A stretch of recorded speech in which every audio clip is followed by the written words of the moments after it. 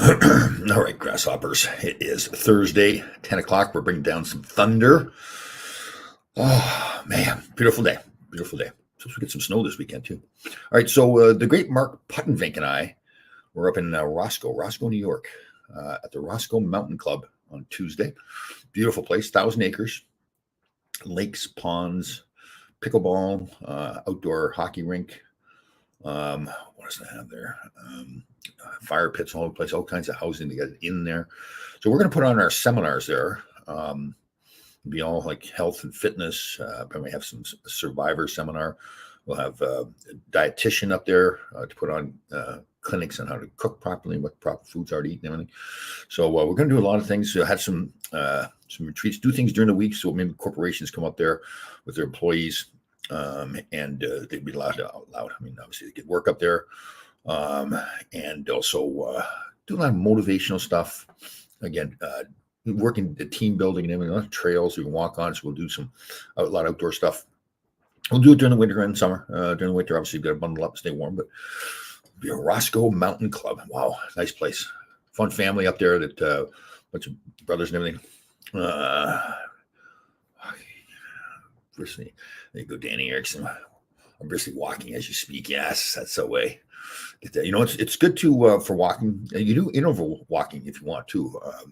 Ideally, it's great to be someplace where there's telephone poles or some markers where you can walk faster between the poles, and then the next area you walk slower. So get that heart rate going up and down. That's that high intensity interval training. Great way to burn fat, build up your aerobic conditioning. You can do it with whatever you're doing, weight training. So with weight training is a little bit different.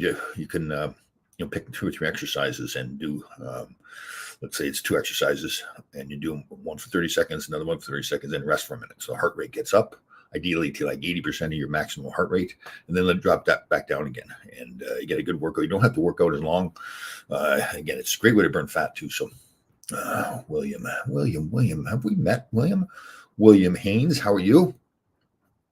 Susan Brooks, what's happening, you magical creature? Oh, so the Epstein list is out. I don't know if the whole list is out, just some of the names on it. And on the New York Post just now, I was looking to see what the current events are, and they had a picture of a painting that was in Epstein's office. It's Bill Clinton sitting in a blue dress in the Oval Office. I don't know, maybe I'd seen it before. That's weird. And now the Post is taking it down now. I wonder if somebody yelled at them to take it down. I don't think it's there anymore. I was just looking before I came on the show. So it was pretty funny. Deb, you magical creature. How are you doing? Magical creature. Oh. So this whole Epstein list, is that what Aaron Rodgers making the comments the other day, insinuated that Jimmy Kimmel would be scared, or not insinuating, came out and said that Jimmy Kimmel should be worried when the list comes out. So Kimmel didn't like that too much. Some people are outraged. I mean, Kimmel gives it to everybody else. That's part of being the comedian. They're always picking up people, and so all of a sudden he's sensitive to. He didn't say he was on the list. I guess I don't know. Yes, call a lucky young guy. Yeah, well, I mean he's a first round draft pick, so they got to get him going. I assume that's a good sign that he's doing well down in the minors and calling them up. That's exciting time too. I remember we did a couple of podcasts yesterday, recorded them. Jim Dowd, Mr. New Jersey, and Eddie Belfour. We did Hall of Famer Eddie Belfour talking about. It's interesting talking to guys how about their first experience coming up playing and all the thoughts that's going on in your head. It kind of brings you back to when I came up too. So a lot of fun times for him. He's got. Well, I think he's got a good team around him. That's probably key to have a strong locker room. Guys like Kreider, and people like that are really strong people. And apparently, Jonathan Quick. I know we've said this before, but Luke Robitaille, when we did a podcast with him, the Full Change podcast, I was surprised to hear this. It's the way Luke said it too. He said that Jonathan Quick was the best leader he's ever been around. So that was quite a compliment. So I'd like to know what happened with the whole picture of the Bill Clinton blue dress. That talk about weird. Like, why would another man? I guess you know the answer to that. Another man in a blue dress, the president of the United States in the Oval Office was a blue dress, and the Post had it. Now they took it down. So I wonder if somebody yelled at them. I just can't do that. Oh no, it's still up there. I apologize. It is there. It is still there. If you go on the New York Post website, picture of the blue dress. I guess, like I said, I don't know if I'd seen that before or not, but man, that is one man to have that in his office kind of tells you a lot. So let me see here. No, Deb, I did not watch the classic. I kind of forgot it was on, to be honest with you. I think it's one of those deals when it's local, it's more interesting for the people that are local. But apparently it was a good show. But yeah, the ice is always, it's never going to be perfect. But to me, it's the same for both sides, obviously. So I don't think really, it shouldn't matter that much. These guys are great athletes now too. So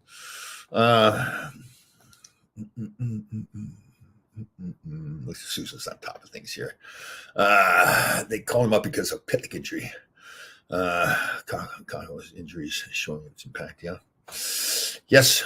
And a lot of people think like Hedel, I think I can't remember if Sue said this, Susan Brooks, that Hedel went back home because of his concussion symptoms. And I can't remember if Sue said that or not. Somebody said that. William Contradiac, you crazy creature, you. How you doing, my friend? I'm good. Hope you're doing well. Let's see here. Lorraine, how are you doing? Good morning to you. Wish the Rangers would call up late enough for them. You never know. I'm the last minute kind of guy. So we've got a charity game on Saturday night, the 6th, at Hummocks Arena in Mamaroneck. Myself and Chris Katsopoulos are both playing. We'll probably have some other people too. Then on the 9th, what is that, Tuesday or Wednesday? We'll be at Madison Square Garden. They're having some family night or something with a bunch of the current players. Panarin will be there. We'll be there as well. And then we have our big trip on the 18th to Las Vegas to watch the Rangers play on the 18th, going to the Sphere on the 19th. And then I'm flying to LA. They have a lot of season ticket holders go to the Kings game there with the Rangers. So I'll fly to the LA for the one on the 20th. So paid vacation. Jackie called me up when I was dying laughing. She said, "Do you want to go?" I said, "Of course I want to go. Vegas and LA." So a lot of fun. Yeah, and you never know, Danny, we can still make it to that alumni game. Guys always drop out all the time. It's always changing schedule. So again, I'm a single guy. My kids are grown. So hey, Tom, you want to do it? Oh, yeah, I'll do it. Did we do the show? I think we did we did a show after the Santa Claus thing at the Garden. That was a blast, man. That was cool. In case people didn't see the story, this young boy, retinitis pigmentosa, I think is what he has. He's like 10 years old now. They figure he'll be totally blind by the time he's 20 years old. And he's part of the Garden of Dreams. So they had me get dressed up as they were there, and they're playing one of those games, you pick either 1, 2, or 3, and you get the options. So they didn't know anything else was going on, though. And they had me show up in the Santa Claus outfit and surprise them with a check for $10,000 from the Rangers and MSG and Garden of Dreams. I think all those people, those new organizations were involved. So when I walked out, they didn't know anything was going on. Adam Graves was on the big screen making a presentation, talking about what the young boy's going through. And then he said, "We'll get one more surprise for you." And then I walked out. So they were shocked, and they were looking on their faces. They just couldn't believe what's going on. And like I said, I should have anticipated, but they then got really emotional, especially both the mother and father. The boy was kind of stunned. He didn't know what was happening. So I was, showing the check to the crowd and everything, to the camera, and I turned around and they were in tears, and I just lost it myself. So pretty cool. It was cool to be, have it make a difference like that to the family. So it's good. Still getting teary. Susan's on fire. Will there be a book writing seminar at Roscoe? It's almost done, Susan. I told you for Christmas. I just did not say which Christmas, okay? Roscoe Mountain Club, that was excellent. Really better than anticipated. We'd seen the pictures, and I was kind of like, I don't need to go up there. I've seen the pictures. It's really nice. But getting up there, it really made a difference. Again, it's 1,000 acres. It was privately owned by this gentleman. There's a golf course on it. I think it's a full 18-hole golf course, I think. We didn't walk the whole thing. Rink, smaller size outdoor rink, pickleball, lakes. You can get boats out in the lake and go fishing. Lake's really stocked, and some beautiful homes there. All the wood and stone in, like log cabin kind of stuff that I love. So we'll do a number of things. Again, we'll do seminar, a survivor weekend, where we describe the process of getting into the training for it, what it was like to be out there, simulate eating rice and coconuts and pooping in the water. And then we'll do stuff like we'll have companies like bring their employees up there during the week and do team bonding, motivational stuff, leadership. So it'll be fun. We do a lot of different events. We've got a really nice young woman up. She lives up in Binghamton that she'll do. She's a dietitian. She's worked with the Ottawa Senators, and she's currently discussing working with the Rangers as well. We don't know how it's going to go. She lives a long way away. So she'll do cooking classes, talk about cooking healthy foods and how to do that. So what's her name again? It's Molly or Holly? It's terrible. I'll get this. Molly Morgan. So she'll be up there. Really nice person. Married, 2 kids, 2 14 and 12-year-old boys, I think, or 16 and 14.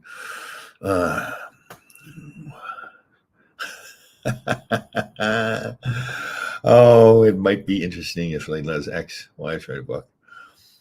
Yeah, the second one wouldn't be too bad, but the first one, there would be some her opinion of things, certainly different than mine, but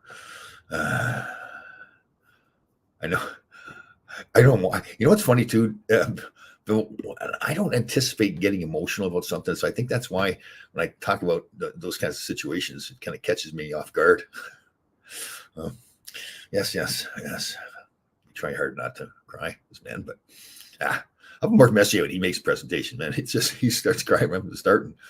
And, he got inducted in the Hall of Fame. I think he had a time limit on. He kind of screwed it. I don't care for the time limit. I'm going to talk as long as I want to talk. And Ed Belfour is really interesting. Like you said, we did a Full Change podcast. Please like, share, and listen. You can listen to those on any podcast platform, but Apple's the best one for us. If you make a comment, it helps build our stuff. But so anybody, so he was, again, I had this impression of Ed Belfour from just that scene from like he was that crazy guy on the ice, always starting trouble, he getting a couple of scrapes with the law. Drinking and everything, but really not the guy I anticipated to talk to. Like actually a very thoughtful guy, very motivated. Talked about how he chose to stay in junior longer because he wanted to go to North Dakota, and they just weren't ready for him yet. So he waited like 3 years before he finally went to North Dakota, and then played 1 year, and then he was a free agent. Could have gone to like 5 or 6 teams he said were interested, but he wanted to play for the Blackhawks. That was his favorite team, and he didn't worry about who else was there as goaltenders. He just said, nope, I'm going to go there and I'm going to be the goaltender. Dominic Hasek was there. Greg Millen was there. So it was just, his mentality is just like, he's just totally driven and motivated. Again, not the guy I anticipated at all. But, he even talked about one time he got in trouble. He was down in Florida at the year-end party and something happened. He didn't elaborate details, but he said he got a little bit of trouble and the team didn't like that too much. So very interesting guy. Yeah. I think Mark Messier cries more than I like to see what's going on, like inside why if he anticipates that's going to happen. He must know now that every time he gets up there and talks. It's funny. Some guys try to hide it too. Just let it rip. If you're going to cry for God's sakes. So yes, the going back to Roscoe Mountain Club again. Wow. And again, all the stuff I like too, like the this older gentleman, I guess, built it up. Was married, got into a divorce, had problems with his kids and all that kind of stuff. So he built this beautiful house, like 5 bedrooms, all the stone and wood, beautiful kitchen. We'll put on a kitchen, the cooking show there someday. And so they put on presentations there as well. But so the gentleman apparently never got to live in the house. I know I've joked around before where I bought this acre of land upstate New York in Paulding, New York on a lake. And I was going to build a log cabin, just another rustic log cabin with the stone fireplace and a little bit. Certain ex-wife got a hold of it and turned into a 5,000 square foot monstrosity of marble tiles and spiral staircase. And still to this day, like when I walked in that house in Roscoe, I was kind of happy because we were going to get to use it. But so it's like, God, that's what I wanted. All that. It's got like one bathroom, master bathroom. It's got a big copper tub in it, and everything. You swim in the tub. It's so big. Let me see. Let me see. What do we got here? Get Joe's on the podcast more. Good. Yeah, that's a good idea. Yeah, definitely. Mark Roseman does some good stuff too. I've worked with him on stuff with books and did a podcast with him. I think it wasn't around Survivor. It was more, the 10 questions you'd ask thing. He's good. He's good at editing. He puts all the music to it and all that kind of stuff. So Mark Roseman. He's written a few books too. He's actually helped us. So we're going to self-publish with our book. You do that on Amazon. There's a whole process. It's not that bad. It's just we haven't done it before, and Mark's done it a couple of times, so he's helped us work through that. So that will be done by Christmas. Susan Brooks, we'll get that done. Susan gets the little digs in there too. Right? I think I wonder if she like prepares these little digs or whatever it is. Team USA in the semis. Oh yeah, strong game from Rangers. Oh, okay, nice. Scout Brooks, Scout, he's up there, Scout, and Canada lost too. They looked at Chechi. What do they call? Is that? I'm way out of it, man. But Czechoslovakia is it called Chechi now? Who knew? Oh, I was surprised too to see that Michael Jackson was on Epstein's list. I'm being sarcastic when I say I was surprised. Man, what a bunch of weirdos. And you know what? The arrogance too. It's like they get pictures taken. They have a flight log of all the people that are on the planes and the whole bit. It's like they don't care. They're going to do some of the creepiest stuff. Like that. That's creepy stuff. And that whole pedophile stuff. And everything. That's. Well, you know what, Deb? You're right. That's a good thought by you. Yeah. First copy should go to Susan. You're right. I'll hand deliver that too. Or we can do the opposite. We just make sure she doesn't get a copy. Right. We'll go the other way around. Our good friend Tracy Murray. I know she's gone through some tough times there, but when we see her, she kind of pops up a little bit and then disappears. She makes the show interesting too. Everybody does. Everybody makes it interesting, except for Danny Erickson. I'm kidding you, Danny. I'm kidding you. Excuse me. So again, big game on Saturday night. The Homix in Mamaroneck. It starts at 7:00.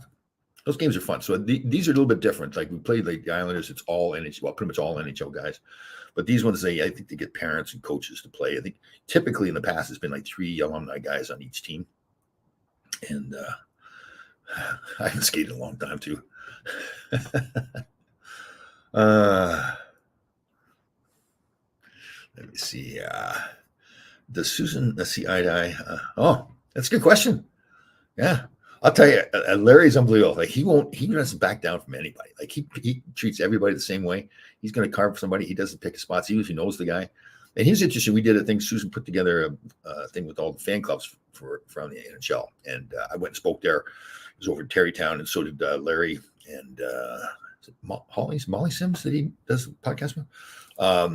And we'd had a thing years ago when I was representing Brian Berard, and he's coming back from his eye injury, and we were going to sign. He signed with we playing with Toronto. He was going to sign with the Rangers. He could sign. He was a free agent. He could sign anywhere he wanted to. And I'd made a comment to Larry behind the scenes. No, I should be careful. It was in an interview on TV and on the phone.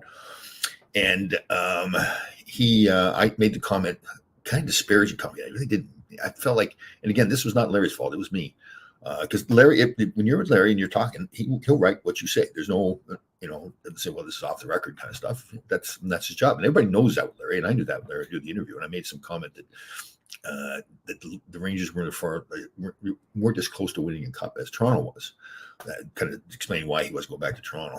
And Larry wrote that in the paper the next day. And Glenn Sather was the GM. Dom Maloney was assistant GM. And as soon as I read it, I was like, oh, God. So I called Don up right away. And I said, listen, I said it. There's no, I should not have said it that way. Obviously, Rangers is a big part of my life. So I'm not trying to say bad things about him, but I said it. There's no, and he's dying laughing too, because he knows how Glenn's going to, I don't even think it bothered Glenn too much that I'd said that. But he's going to put on the act that he was mad, and we hadn't quite signed the contract yet. So it's like, we don't have to sign this contract. We signed the contract, but I tell that story because I know the way Larry is, and Larry does it with everybody. He's very honest. He doesn't lie, and he doesn't hide from people after he carves them in the paper or whatever. He shows up the next day, practice to make sure that if that person got something to say to him face to face, he'd say it face to face. So I told that story at the thing Susan had put together, and he was laughing because he remembered the whole scene too. But I wasn't the only one he has confrontations with. That's the way he does his business, and he doesn't back away from it. And he's fair and honest, but he is feisty, just like his sister Susan. Let me see here. Jackson used to go beautiful fishing camps. So it's yeah, I remember. Yeah. Well, the one with no shirt on, he's jacked. Man, it's a great one with Bobby Hull too. He's farming, he's baling hay. He's got a rake in his hand. He's picking up a bale of hay. He was jacked too. Oh man, that's the thing with those guys. They didn't make enough money. They had to work during the summer. A lot of them were farmers, so they were in shape. Let me see. Yeah, Tom, when you retired, when you were able to collect your NHL pension. You start collecting your pension at, you're able to collect your pension, I think at 55, I think it is. I think that's the age. So I did. If everyone might as well get them. It's not a whole lot. There's an additional pension now that the Players Association and the NHL puts money into, put it into the alumni.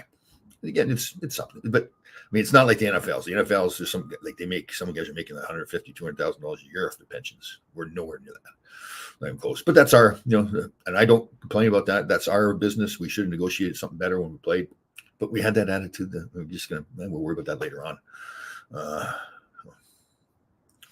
We'll worry about it later on. Curtis Smith, good morning. TL and all. Crazy for a snowstorm. Yeah, it's supposed to be Sunday, right? Again, we got that game on Saturday night. I hope we don't get snowed out or whatever for that. So I don't think what they're saying it's going to happen. The snow will happen during Sunday. I'll be sitting outside watching football. Just cover up the TV with a little raincoat. Got my umbrella out there. Actually, it's fun sitting out there. As long as the snow isn't too wet, I'll sit there and watch. Just all bundled up in the snow gear. Pretty cool. Sit out there and have a cocktail, watch football. Snow's coming down. I've got a gas fire pit out there. Fun. Yes. Young guy. So this will be an exciting day for this young guy too, coming up and playing. And playing at Madison Square Garden too, man. That's your dream, your whole life of playing the National Hockey League. And I think it's kind of good in some way, they get a few games under your belt in the minors first and then come up. Different pace. It's good. He's going to find the game a lot quicker here than it is in the minors, but. Okay, what does Susan say? Did you watch any of? No, I saw some clips of that. I forgot that. Man, they're good players. The women's hockey.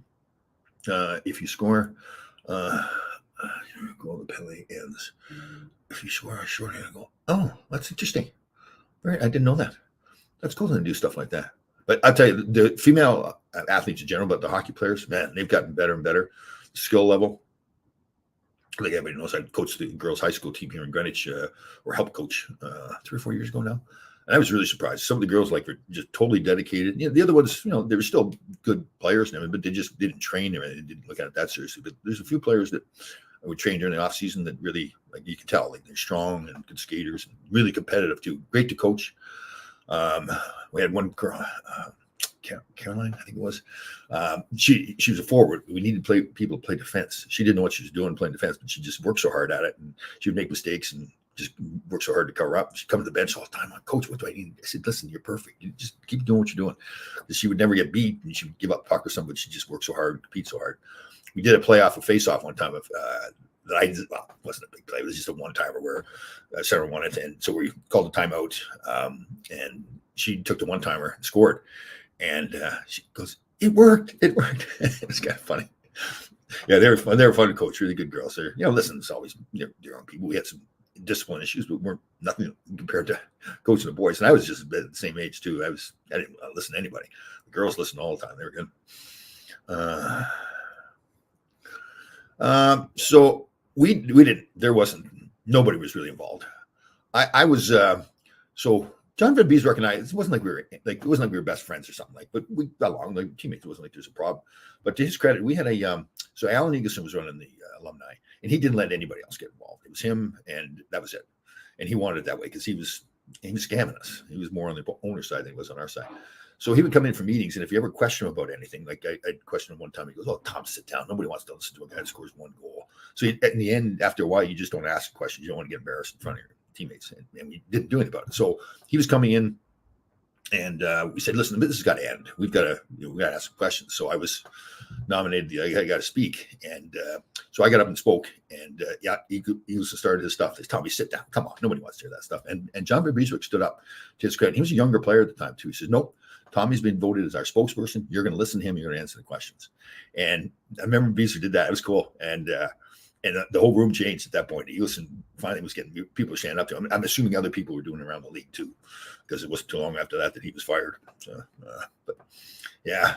So yeah, to answer your question, that way, nobody was involved in the alumni. Excuse me, the players union at that time, and that's the way he wanted it, right? Yeah. So, see, make it a point to go on Bernie Perron's boat. Yeah, you know what? So we missed that opportunity, but Bertie Perron, great podcast with him, great guy, man. What a motivational guy he is too. And he and his wife said, "Yeah, come on down. We don't really know them that well, but they wanted Tom Smith and I to come down and go on the boat, and we just run around doing stuff and didn't get it done. So we'll do that though.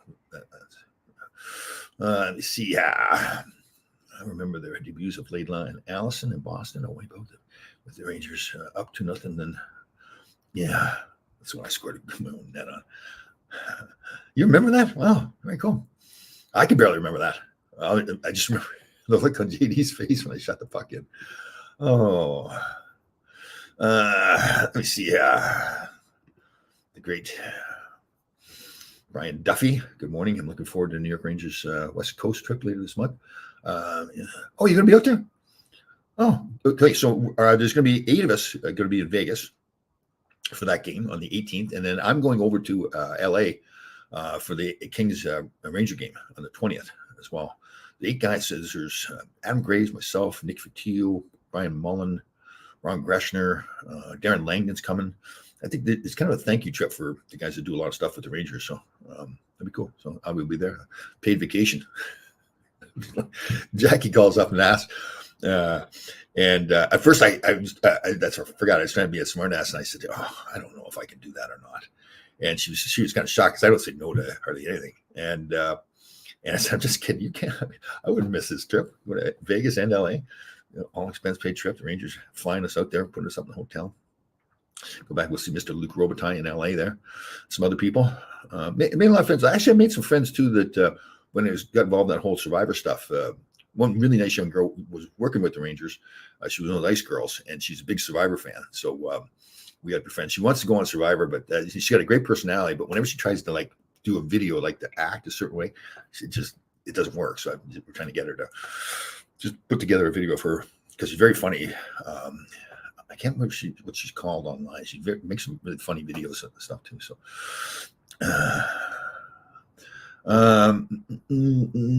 oh yeah, Larry. Hold on, I got the wrong one here. Larry Brooks would have stood up to him. Yeah, he doesn't. And he's amazing because if you really follow his stuff, he's got that little thing where he in the Sundays and he's carving people and saying stuff. And again, he doesn't pick his spots. Doesn't just certain guys, even guys that he's friends with. Carving. Yeah, he's good. He's very knowledgeable too. He's got his opinion, and that sometimes gets obviously in trouble. That's what he's there for. He's there to give his opinion, something that everybody's going to agree with at all times.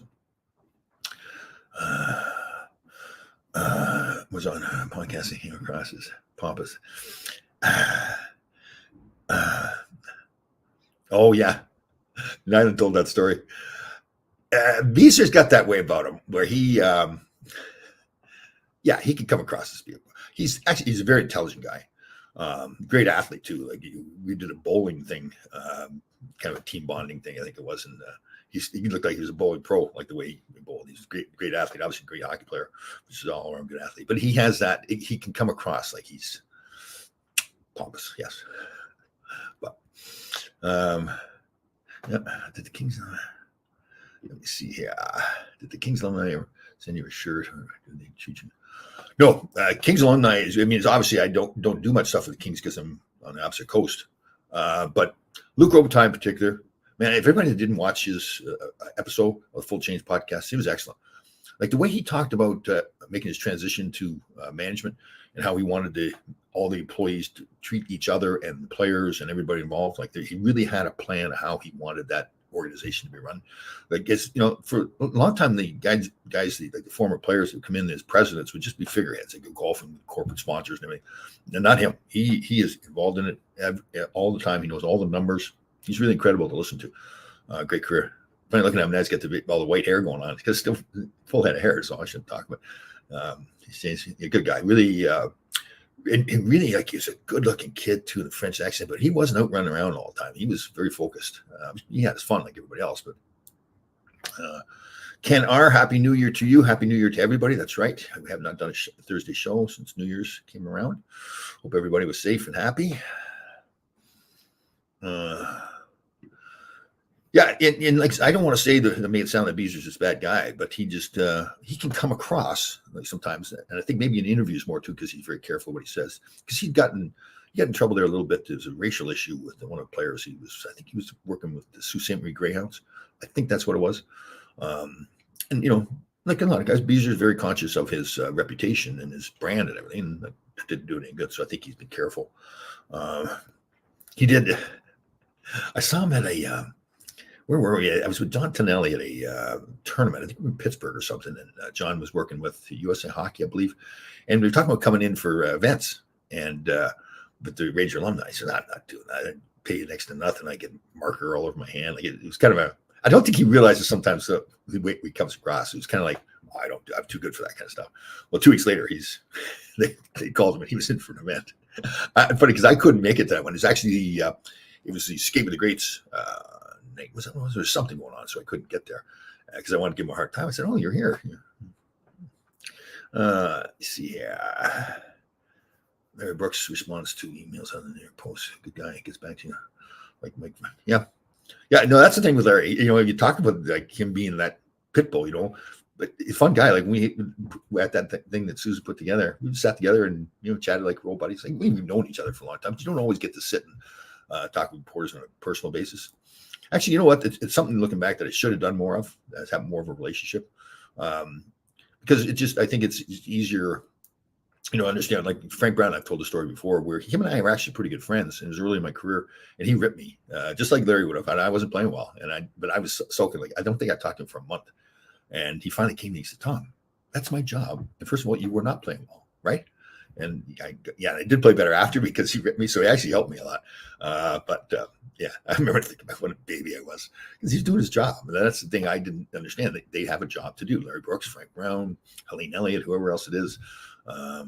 They have a job to do, and if you're not playing well, then that's their job to tell that. So, or else they lose all their credibility if they don't say like Laidlaw's not playing well. Say, oh, Laidlaw's not great and I'm playing terrible. So,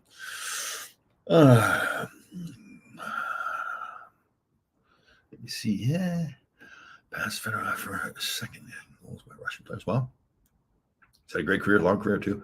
Man, Fedorov was talented. Oh man, like a lot of those Russian guys are so talented, just great athletes. It was fun to listen to Ed Belfour yesterday too. So that'll be an interesting listen for everybody. He was talking a lot about Tretiak, and Tretiak came in and coached him, and that was one of his idols. So that was a big moment to him. He tells some really good stories. Ed, he's a little bit of a slow talker, but I mean, again, you're going to be surprised how thoughtful he was and how driven he was too. And he talks about that a lot. That, like I said to him today, it's like they making the choice to go to Chicago. They had good, like I said, Hasek was there.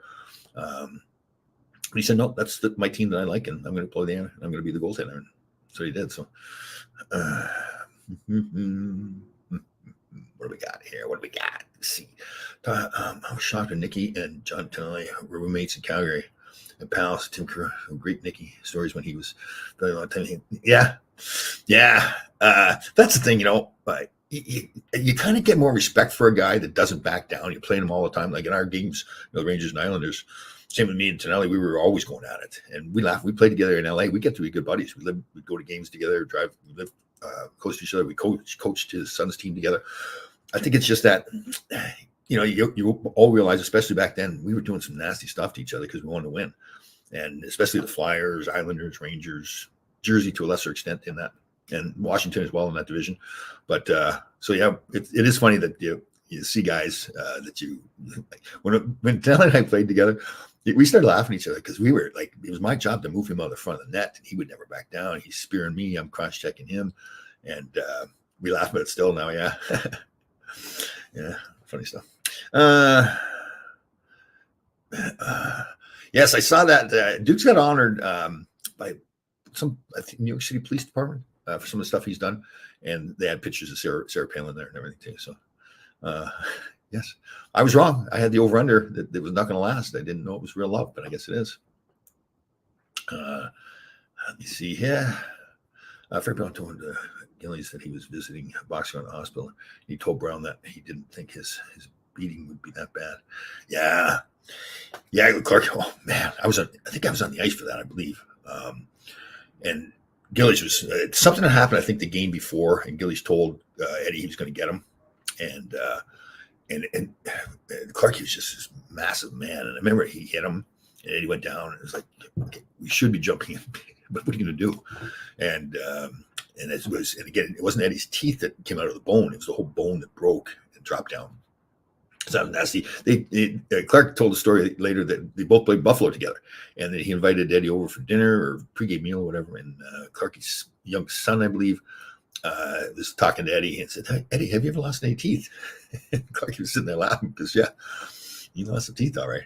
And Eddie, I think, turned to Clark and said, "Did you tell him to say that?" And Clark said, "No, I didn't tell him, but it's kind of funny." So Clark was a great guy. Clark, he goes, "Oh man, so happy he got to be friends with him before he passed away. He was good man." Yeah, you talk to people out there in Long Island, some of the stuff he's done for people out there too. They named the rink after him out there. So let me see here.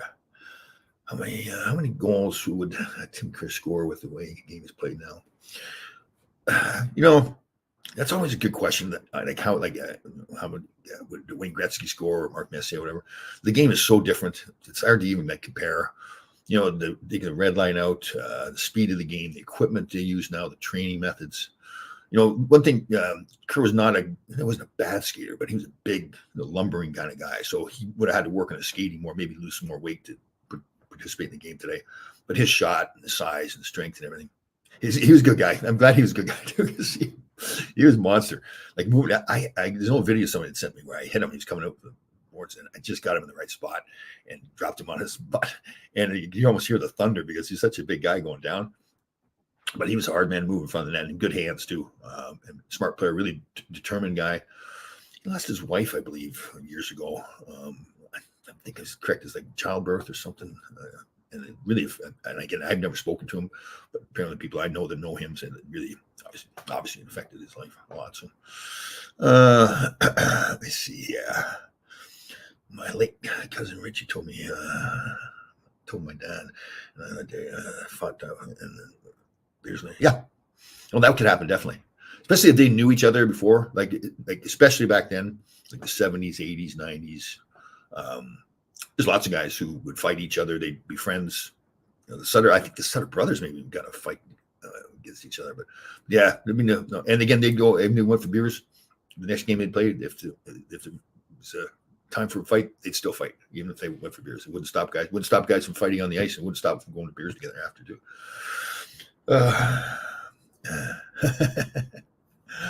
I should have listened. I think you should.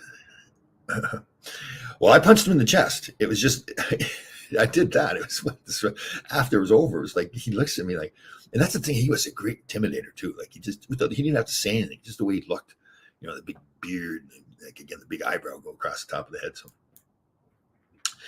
that's a good question. Survivor reunions. No, I don't.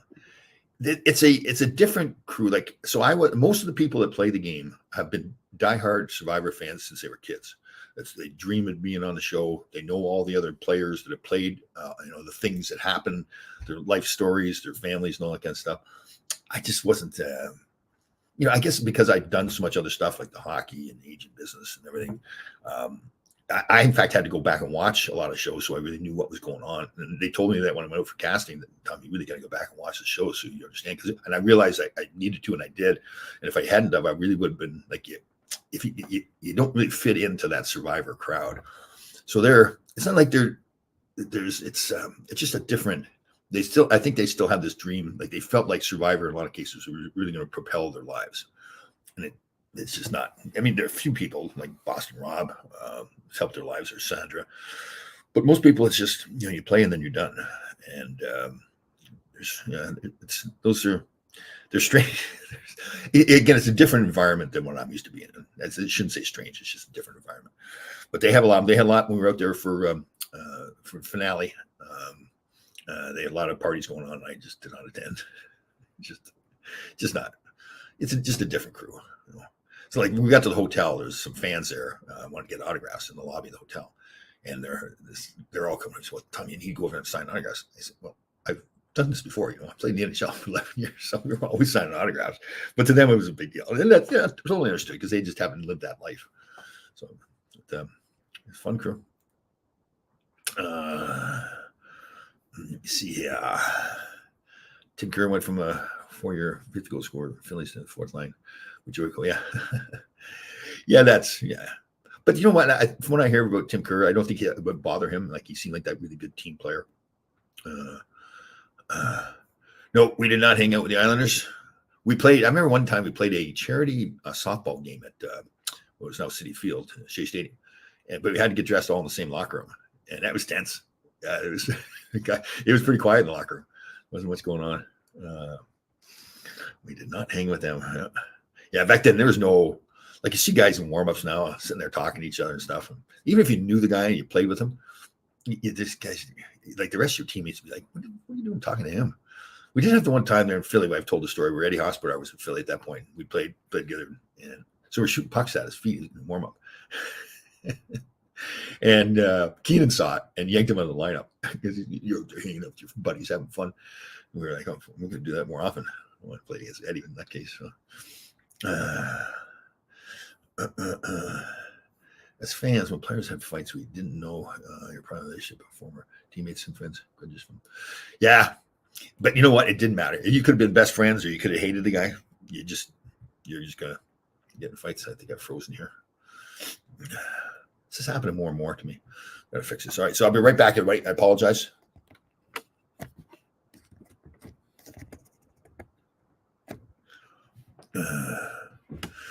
We're trying to fix this problem.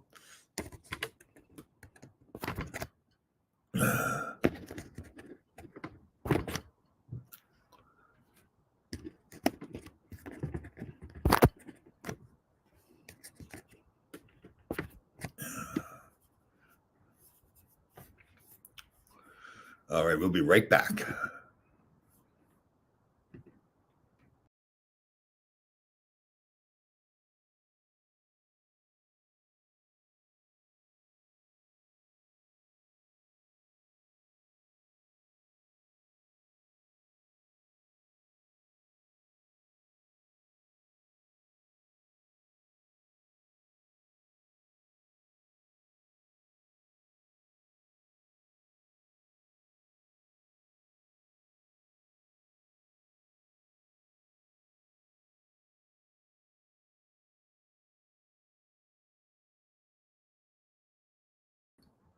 All right, we are back.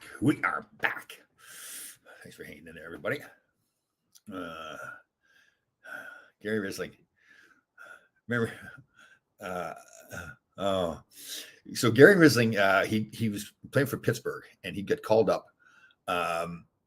See, Dev's got the answer right away here. I'll tell the story. Have I updated your video drivers?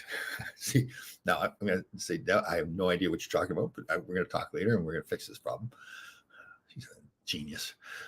So Gary Risling, he was playing for, and he was staying in the same hotel we stayed in. So after a game one night, I happened to be walking back from the rink to a hotel, and he was walking at the same time. So we started chatting to each other, and we'd gone at it on the ice a few times. Great guy.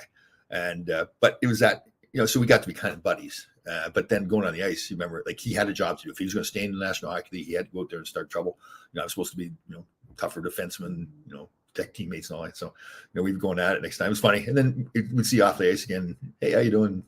But on the ice, it was like, and everybody was like that. There was hardly ever a player. And again, it was kind of like that. If you people ever knew you were buddies with a guy, like you played against them before or played with him before, and you didn't go out there and play hard against them, especially if they're supposed to be a physical player like me, then guys were like, they just didn't do it because you sitting in the locker room, it'd be so awkward because you're really letting down your teammates. So, they roomed together. This is a great question. Hold on. They roomed together. So I thought they'd gotten along, but you watch the old games, they did not get along. And talked to Barry about it. Yeah, he didn't. I think Barry thought that. I didn't like it. There's one funny one where it was a playoff series, and Gresh went in to hit Eddie. Eddie cross-checked him in the side of the head and knocked him down. And so George stepped up and fought Eddie, and pretty good fight. I mean, it probably beat him. And later on in the game, Bubba and Boxcar were going at it. You could hear on the video where Bubba says, "Get lost. I'll just have George go beat you up." And it's the kind of thing, the way he said it too, like really condescending towards Eddie. And Eddie didn't have a comeback. I mean, I wouldn't have either. I mean, what do you say? Use George, he beat you up. So, yeah. Let me see. The guy came to after knocked out by Nicky. Blamed Semenko. I was arrested and sued. He said I was innocent. And my buddy Nifio got me in trouble.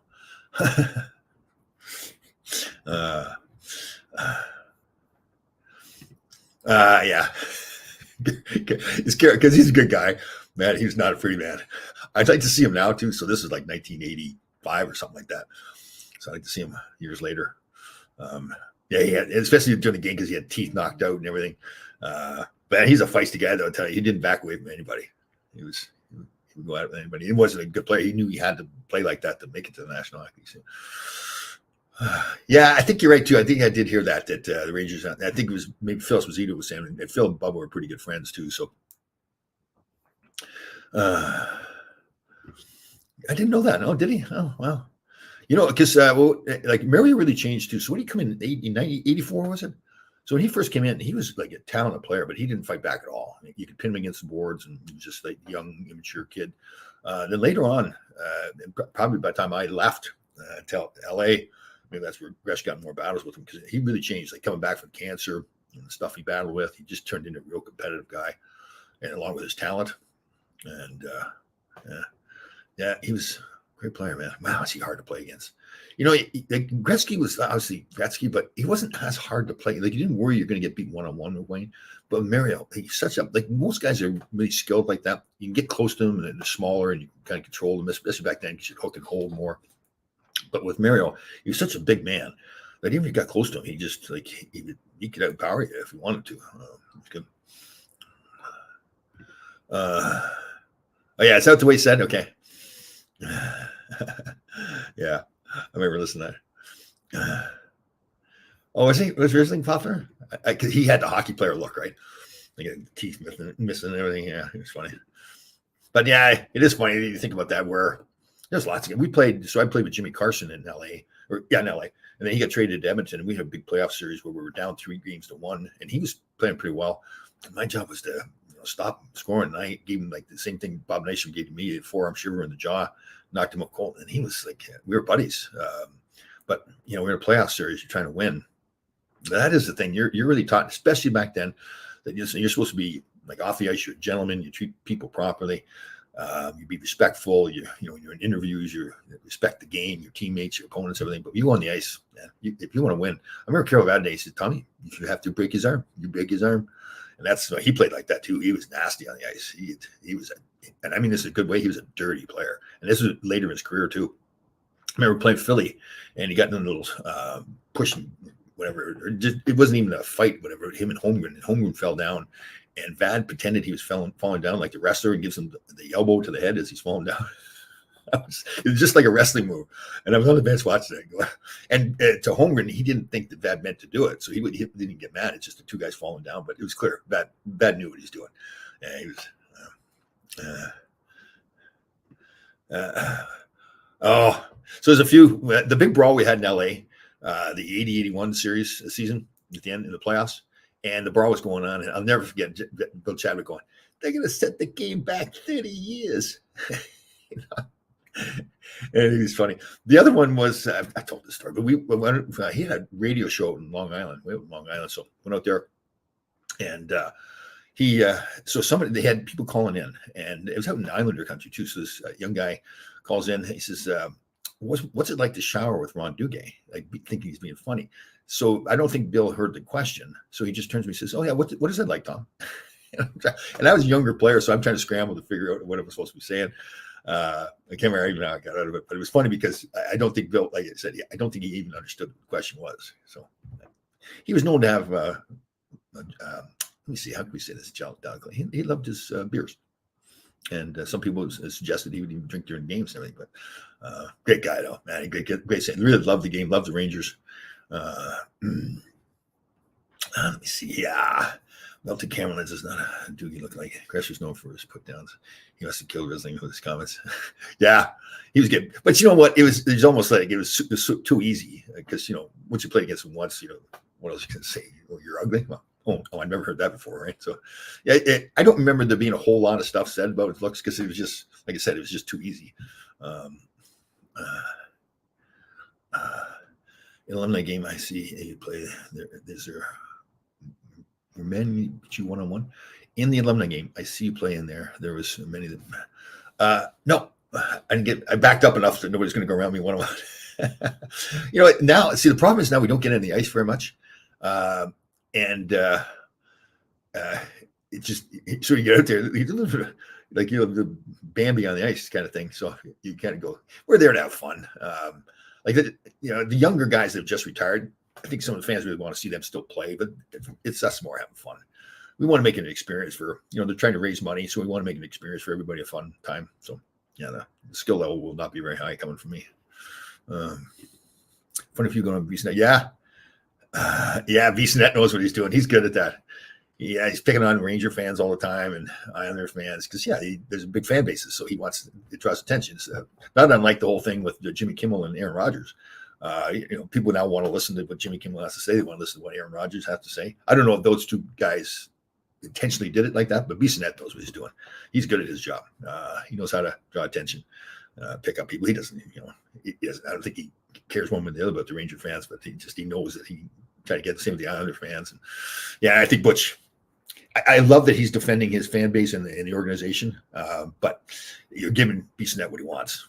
And maybe Butch knows what he's doing too, and entertaining. What was the other one? The one, was it Christy Brinkley?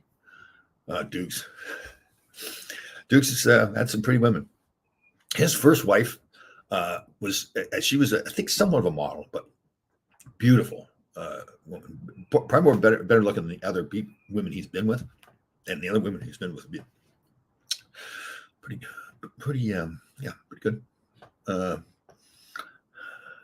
see. Yeah, to the boat. Laughed saying Eddie Johnson always got that. But yeah, and you know what? And Eddie, he was a good fighter too. I saw recently a fight he had with Frank Bade. I think it was at the Garden. Man, that was a good one too. Eddie could throw him. Tough little guy. Siggy, call him Siggy.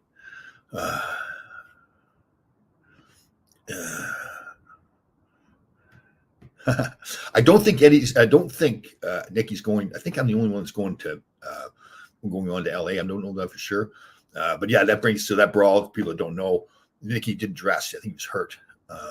And during the brawl, Eddie Hospodar, I think the referee brought him over to the bench, but it was the LA bench. And there's one of the players for LA that was not dressed, reached over and grabbed Eddie's shoulders and pulled him back to try to hold him back. And I don't think Eddie knew who it was, or he would have turned around and smoked him. But Nicky saw this happen. And all you can see, it's a fantastic video. So it's the 80-81 series, Kings against the Rangers.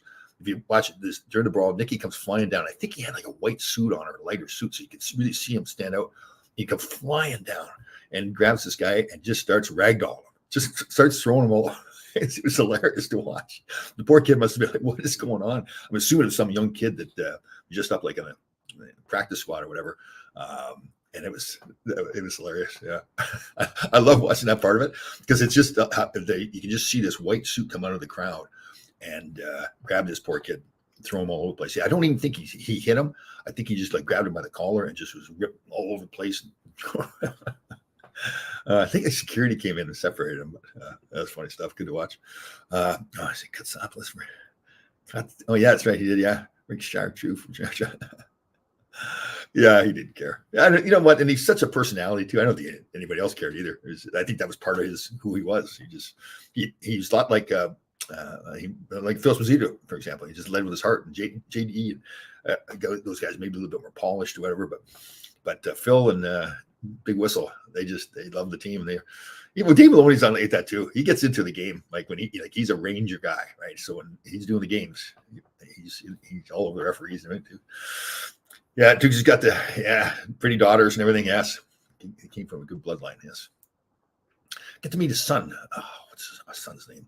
Can't remember. He's been on a couple of trips with us and alumni games and everything. So, well, I mean, I played in two great cities, LA and New York, and being on a team with Ron Duguay, Ron Greschner, Barry Beck. I mean, it's hard to not meet some attractive people. And then in LA, it's Luc Robitaille, Wayne Gretzky, Marty McSorley, Bernie Nichols.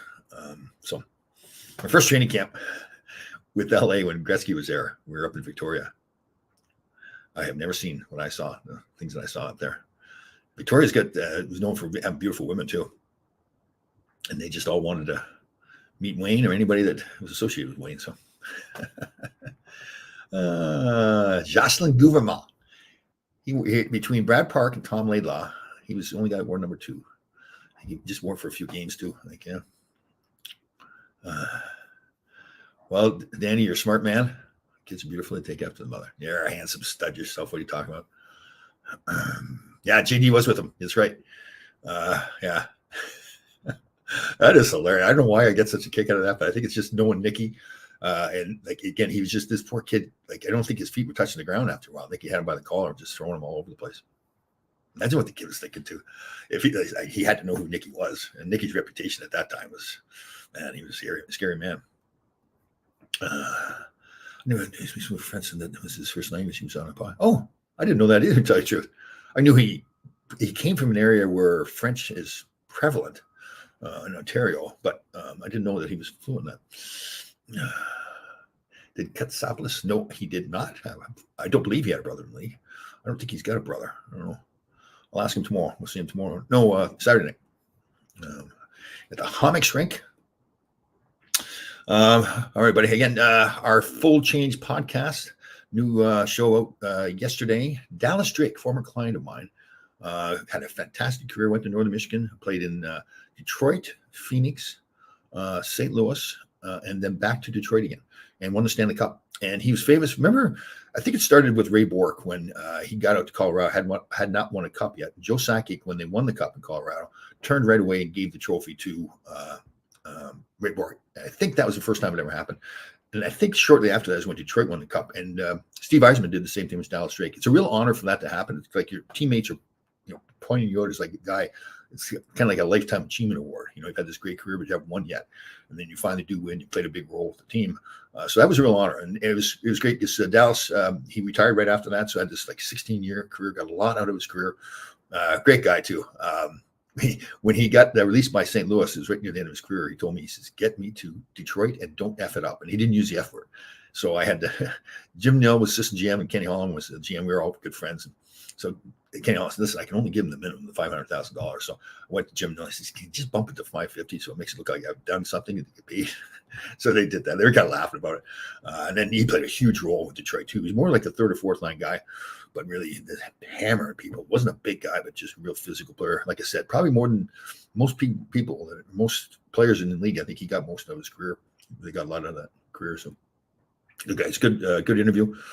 So Mike Allison had a brother in the league. Did his brother? It was Dave. Was it Dave? There's an Allison that played in Philly that was not his brother. There's another Allison. I know his brother coached. Like he coached in Ottawa for a while. I can't remember if he was just a minor league guy or he must have played in the NHL a little bit. But again, there's a different Allison that played in Philly that was not his brother.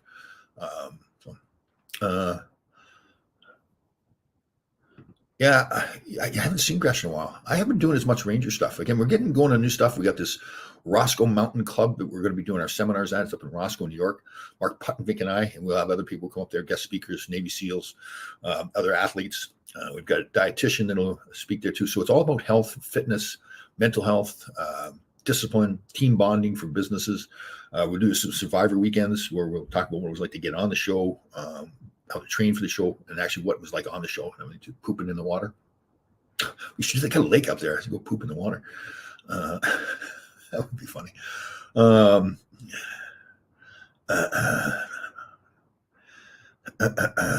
me see. Yeah, I remember that fight too. Ooh, Papa, man, he was like, you get in tight with Bubba. He was so strong. He was just like throw people around and get him down and pound him. Yeah, I think you're right too. That is correct. Mike Allison's brother played for the Canadiens, yes. And then he went on to coach. Dave Allison, yeah, right. Was he a lunatic? Was he pretty tough, was he? Oh.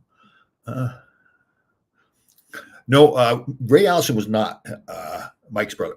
Dave Allison was. But the Allison that Ray Allison played with Flyers was not his brother. Yeah. I know a lot of people thought that, but that's not the case. All right. So again, Full Change podcast, Dallas Drake. The version was out yesterday. Please, the best place for you to watch it is Apple, but you watch it where you want. Please like, share, comment. I'm really happy that the way that's going. Again, 2 good interviews yesterday. Jim Dowd, Mr. New Jersey, first guy from New Jersey to play in the NHL, I believe, and certainly for the Devils. And then had a long career, traveled around a little bit. Good guy too. He's doing a lot to help kids. A lot of the same stuff that Mike Hartman is doing, former Ranger, helping kids with not just their hockey, but their life as well, the whole mental part of it. So, again, I know holidays are winding up here, but still, let's make sure we're taking care of each other. The 988 hotline is out there. Let's make sure we're reaching out and helping other people. Make sure we just show people that you care about them. If you think somebody's in trouble, even if they're not, just reach out to people. So, yeah, Bubba's a big man. I'll tell you, he's a scary dude. I've joked around before, like we would joke around in warm-ups and we like pretend we're hitting each other. And one time, I guess he wasn't prepared, and I was, because I had to be for Bubba, and knocked him down in warm-ups. And I'm thinking, oh God, is he going to get mad? he started laughing when he got up. He thought it was hilarious. Two dummies skating around warm-ups in Madison Square Garden, knocking each other around. All right, everybody, have a fantastic weekend. Stay safe.